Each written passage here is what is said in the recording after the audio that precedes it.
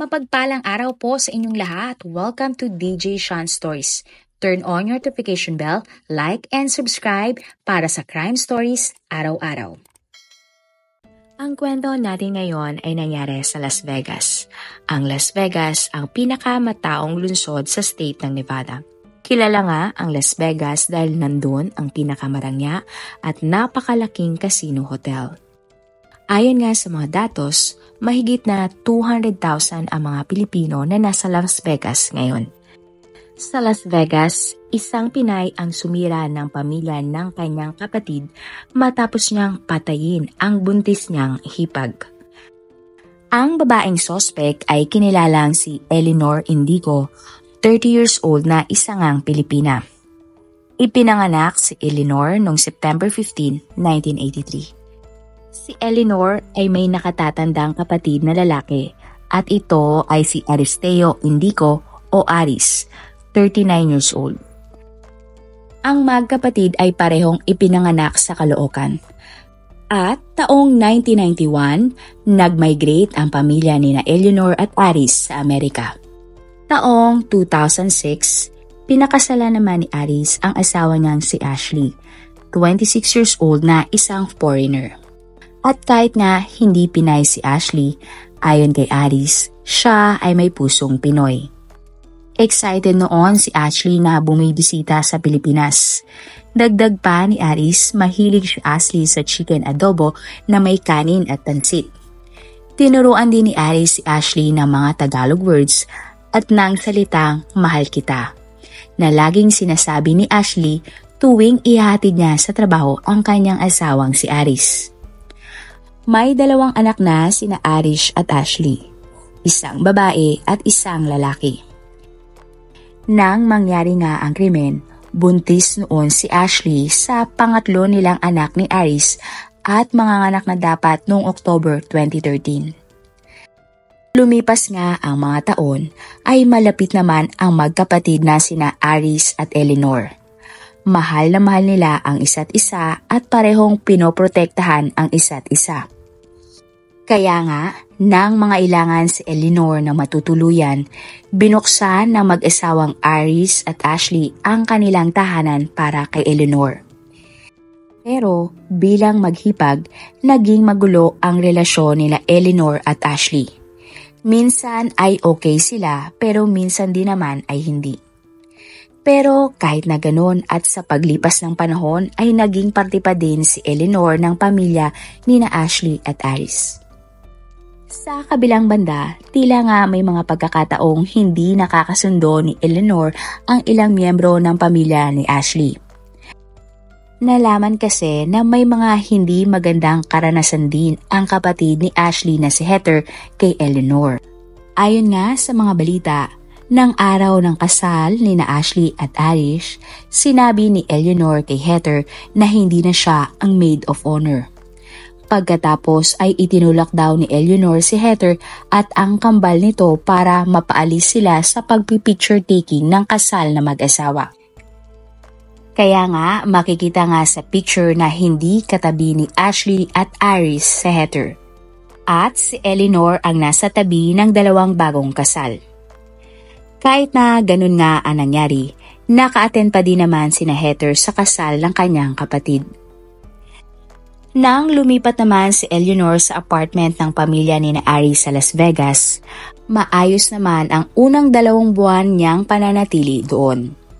Binigyan si Eleanor ng 2 kondisyon na mag-asawa na kapag tumira siya sa kanilang bahay, ay kailangan niyang magtrabaho at hindi siya gagamit ng ipinagbabawal na gamot. Pero ang 2 kondisyon na ito ay hindi sinunod ni Eleanor. Dahil nga nakita ni Aris na gumagamit si Eleanor ng ipinagbabawal na gamot. Pero ang mas ikinagagalit ni Aris ay nang malaman niyang nanonood si Eleanor ng mga palabas na hindi angkop para sa edad ng kanyang 2 mga anak. At ito nga ay nanonood sa mismong harap pa ng mga bata. Kaya naman ng October 14, 2023, sinabihan ni Aris si Eleanor na kailangan niya nang umalis sa kanilang bahay. Pinag-impake niya ang kanyang kapatid at binigyan niya ito ng 1 linggong palugit sa kanilang bahay. Ayon nga kay Aris, sinubukan niyang maging isang mabuting kuya kay Eleanor. Ang pangyayari, October 16, 2013. Makalipas ang 2 araw na ultimatum ni Aris kay Eleanor, tinawagan ni Aris ang asawang si Ashley na nasa kanilang bahay para kamustahin ito habang siya ay nasa trabaho. Galit na galit umano si Ashley sa tawag at sinabi kay Aris na, "Punong-puno na ako sa kapatid mo." Ayon din sa tawag, natutulog sa bahay ang 2 anak nila ni Ashley. Pagkatapos ay umalis si Ashley para pumunta nga sa grocery. Nang makauwi na nga daw si Ashley at napadaan siya sa kwarto ni Eleanor, ay pinagdabugan siya ng pinto ng kanyang hipag. Dahil dito, nagalit si Ashley kay Eleanor dahil natutulog nga ang mga anak niya sa kabilang kwarto. Kinompronta ni Ashley si Eleanor at sinabing, "Tumigil ka nga sa pag-iingay mo at natutulog ang mga anak ko." Doon na nga daw nagsimula ang pagtatalo ni na Eleanor at Ashley. Sinabi din ni Ashley kay Aris noon na, "Nai-stress na ako at tumataas ang presyon ng dugo ko dahil sa kapatid mo, lalo na 9 buwan akong buntis." Pinakalma naman ni Aris ang kanyang asawa at sinabing aayusin niya ang lahat kapag siya ay nakauwi na mula sa trabaho. At doon na nga natapos ang kanilang pag-uusap at ang naging huling usap nila ni Ashley. Pero lingid sa kaalaman ni Aris, lumala pa pala ang away ni na Ashley at Eleanor. Bigla na lang kinuha ni Eleanor ang isang patalim na pagmamay-ari niya at pinagsasaksak si Ashley. Dahil pa nga sa ingay ay nagising ang mga anak ni Ashley. Isa sa kanila ang tumakbo sa mga kapitbahay para humingi ng tulong. Tumawag naman si Eleanor sa 911 para i-report ang krimen. Ang kapitbahay naman ay tinawagan si Aris para ipaalam ang nangyari sa kanyang pamilya. Nang makarating nga ang ambulansya, dinatnan nila si Ashley na wala ng buhay maging ang bata na kanyang dinadala. Sa kasamang palad nga, namatay si Ashley dahil sa mga tinamo niyang mga saksak mula kay Eleanor.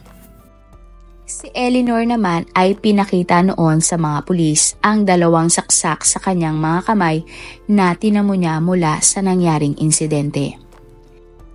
Si Aris naman ay nagmamadaling umuwi sa kanilang bahay at nang makarating siya doon, ay emosyonal niyang hinarap ang kanyang kapatid na si Eleanor. Tinanong ni Aris si Eleanor kung ano ang ginawa niya kay Ashley at sa kanilang anak. Pero wala namang naging sagot si Eleanor at siya ay agad na tinakbo na sa isang ospital para magamot nga ang kanyang mga sugat. Matapos magamot, sinabi ni Eleanor sa mga pulis na self-defense ang nangyari at kailangan niyang depensahan ang kanyang sarili kaya niya napatay si Ashley. Pero hindi naniniwala ang mga pulis sa kanya.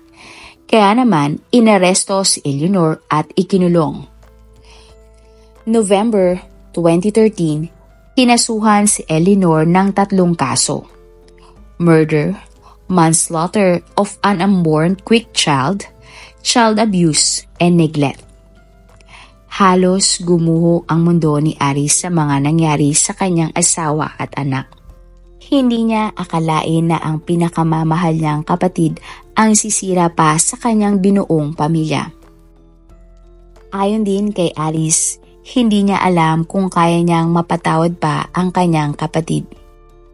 Para naman kay Heather, hindi niya akalain may taong kayang pumatay ng isang buntis at kamag-anak pa niya. Sobrang ikinalungkot ng kanilang pamilya ang nangyari sa kanyang kapatid na si Ashley. Matapos nga ang krimen, si Heather ay tumulong kay Aris para harapin ang trahedyang pinagdadaanan ng kanyang pamilya. Lumapit siya kay Aris at tinanong nga kung ano ang pwede niyang magawa para sa mga anak ni Ashley. Inayos ni Heather at Aris ang bahay at inalagaan nga ang dalawang anak ni Ashley. Ayon nga kay Aris, hindi niya alam ang gagawin kung wala ang suporta ni Heather. Habang dumaraan ang panahon, naging mas close nga ang dalawa. Sa kalagitnaan ng pagbangon ni Aris mula sa pagkawalan ng kanyang asawa, nahanap naman niya ang bagong pag-ibig. Di nga katagalan, sina Aris at Heather ay nagkaroon ng isang relasyon. Ayon nga sa pahayag ni Heather, ang pagmamahala nila ni Aris ay hindi lang para sa kanilang benepisyo pero para na rin sa mga anak ni Ashley. Ayon naman kay Aris, napakaswerte niya dahil nabigyan pa siya ng ikalawang pagkakataon sa pagmamahal. Masaya din siya na dumating ang isang babae na handang magsimula ng isang pamilya kasama siya at ang kanyang mga anak. Tinanong din sila kung ano kaya ang mararamdaman ni Ashley matapos nilang magkaroon ng relasyon. Ayon kay Heather, hindi magagalit ang kanyang kapatid sa pakikipagrelasyon niya sa asawa nito. Sinabi din ni Aris na tingin niya ay hindi magagalit ang kanyang asawa sa bago niyang relasyon kay Heather. Dagdag pa ni Aris, hindi naman ibig sabihin ay pinalitan na niya ang namatay niyang asawa. Gusto lang talaga niyang magsimula ulit at nagkataon namang si Heather ang nandyan para sa kanya. February 2014, ang trial ni Eleanor. Sa trial, nag-plead ng not guilty sa mga kaso laban sa kanya si Eleanor. Siya ay nanindigan na self-defense ang nangyaring krimen. Humingi naman ng tawad si Eleanor sa kanyang kuya at sinabing nahihiya siya sa kanyang ginawa.